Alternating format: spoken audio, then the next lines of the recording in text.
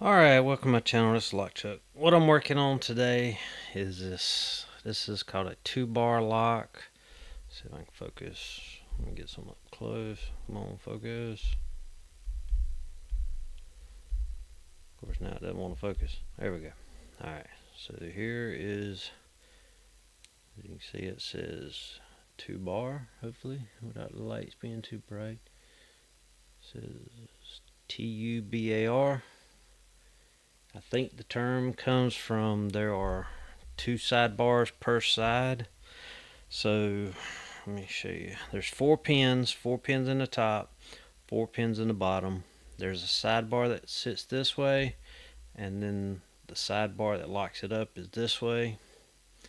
And that's both. So there's another sidebar here, another sidebar this way.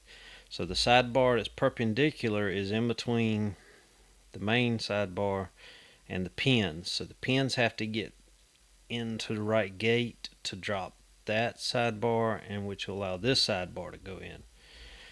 So I'll show you kind of I'll show you the pins in here. Let's see. So there's pins top and bottom, four pins. So just gonna show you. Let's see if I can get it. So there's two pins, one top, one bottom.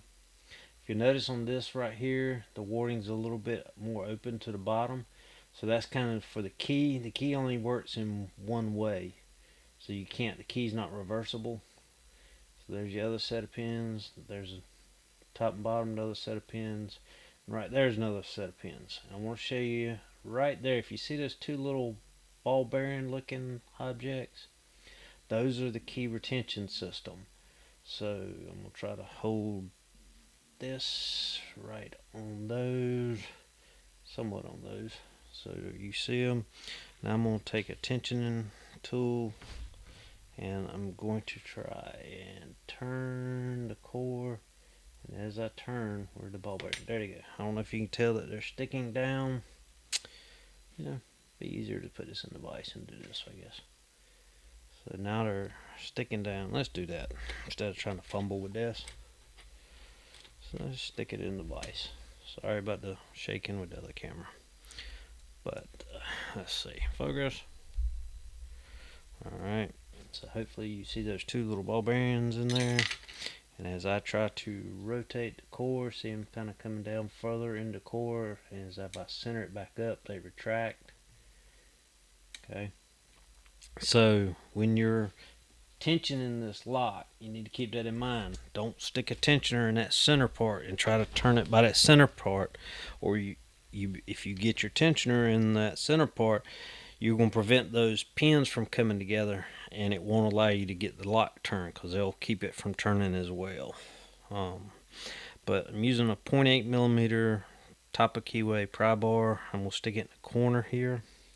And before I start, so the perpendicular sidebar, I don't know why, but it always seems to kind of, whatever direction I'm turning or tensioning, so if I'm tensioning this way, the first pin it gets to in that direction of rotation, so like this way, it'll be pin 1 here, and a lot of times if you look at it from here, it's pin 4 down here on the bottom. So I've kind of wrote it out here. Maybe make sure it's on the screen. So kind of pin 1 and pin 4 will bind somewhat first. If not, it may be 1 or 2 or 3 or 4 if I'm going this direction. If I go the other direction, it's the opposite. So it'll be pin 1 and 2 down here and pin 4 and 3 down here if I'm trying to go counterclockwise. But for right now, we're going to focus on clockwise, okay? So what I'm going to do, there's usually possibly up to 4 gates per pin. You know, one should be true, then the other ones should be false. So the way I kind of do that, I can't memorize it in my head because we're going to have to reset after we test something. So I'll write it down on here, okay? So first thing I'm going to do is make sure I'm in focus. Sorry if I'm shaking. All right, so I'm going to start whichever pin's binding. So right now, pin 1 here is already springy, so it's not binding hard. Okay, I touched 2. I don't know if you can hear that. You can hear me tapping on it. It's not springing at all. So I'm gonna give pin 2 1 push or 1 click. Okay, I'm gonna write that down too. So right there, that one I didn't move, so it's a 0 lift. It was already springy, and that's a 1. Okay, so I gave that 1 shove or 1 click. All right, we'll check pin 3. It's binding hard. We'll give it. I just gave it 1 and went springy. Okay, we'll write that down. So pin 4 is completely springy. It's not binding at all. So I'm gonna go to the bottom. Pin, or did I say pin 1? Pin 4 there. Pin 4 on the bottom stack is completely springy, not binding. Pin 3 is binding, so I'm gonna give it 1 click. Okay. It gave a click and it's a little springy, but the pin before it and after it is not springy. Let me see if I can get back down there. Yeah, so the pin before and after it's not springy, but that one, or excuse me, they're springy. They're not even binding, but this one's already binding hard. Why is it binding hard? Well, more than likely it's in a false gate. So I'm going to give that one another shove, okay? See if it frees up on the next gate. Alright, that's really bouncy there. So I went 2 on that one, so I'm going to write that down. I went hit 1 and it didn't work, so I went to 2. I'm going to say 2, okay? Alright, I'm going to keep going around. That one's springy now. That one's bouncing and it's in a gate. I don't know if it's false or true right now, but it's in a gate. I can feel it hitting the walls of the gate. 1 there is just bouncy. It's not doing anything. So I'm going to come back around on top. 1 is bound fairly tight. I won't say it's like rock solid, but it has a little spring. Pin 2 has little spring. Pin 3 is rock solid. Okay. Pin 3 should not be rock solid yet because pin 4 is completely springy. So that's a false gate, okay? We'll give it another shove. Lighten up tension. Alright. So I'm going to go to 2 on that one. So that one was 2. Now let's see what pin 4 feels like on that side. Well, when I did that, now I can tell pin 4 is in a gate. I'm hitting two things. It's just not going all the way in and out. I'm hitting the sidebar with that gate. I can feel it tapping. Okay. Alright, so these, I don't know if I got that one. Alright, I'm going to leave it alone for a second. I'll go down the bottom. 4, I can feel it hitting the gate. Okay. 2 is really springy. And 3 is really, well, 3 is a little bit springy. But remember, we talked about how that sidebar usually binds in that direction. So this one, pin 4, should not be binding that hard right now. Because this one is, I'd say, fairly springy. And pin 4 is just really solid. So I'm going to give that another click. And when I did that, wow, that went springy. So much that it went into a gate. Okay. So, look at my numbers here. My highest number, that one I didn't really touch. A 1, a 2.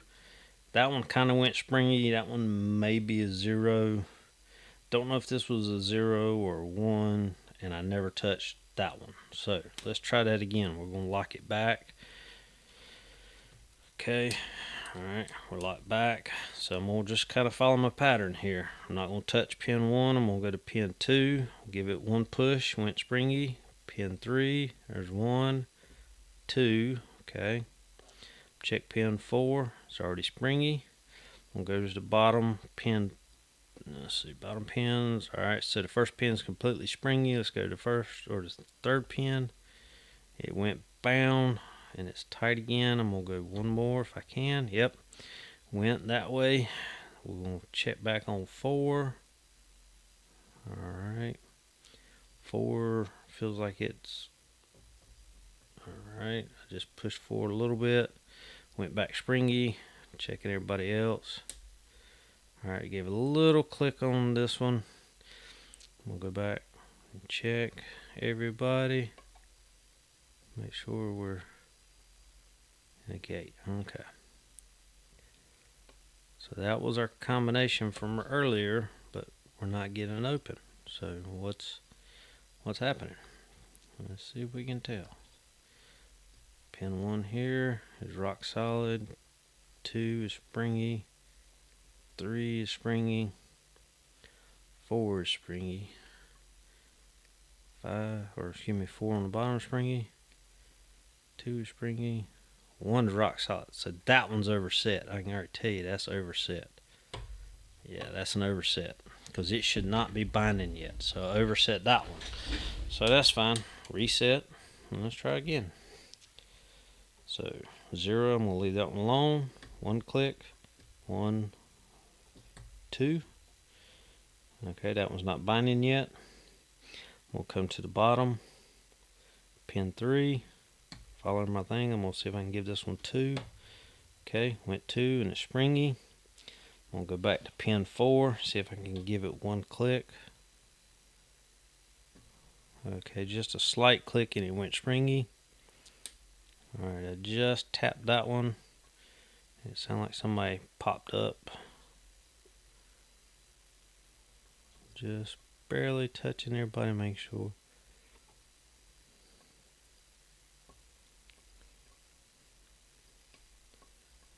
Okay.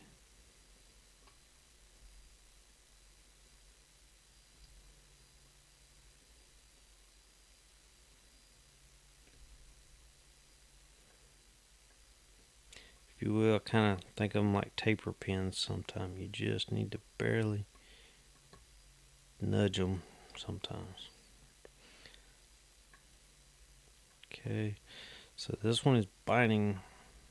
That one's right there. Number 4 is rock solid. Okay. Number 3, got some movement in it. 2, I got some movement in it. And 1, bam, I just had to tap 1. So that one is more of a 1 than a 2. So that's kind of our combination, if you will. It just needs a nudge. If you want to call it a half, how about that? But that's kind of how I decode it. I write it down because sometimes I have to. Sometimes if I'm not sure, I may have to overset stuff just to check the other gates. And if they're not right, I go back to this combination. This is kind of how I decode the TuBAR locks. But alright, hope this helps for anybody. Happy picking. Thanks for watching.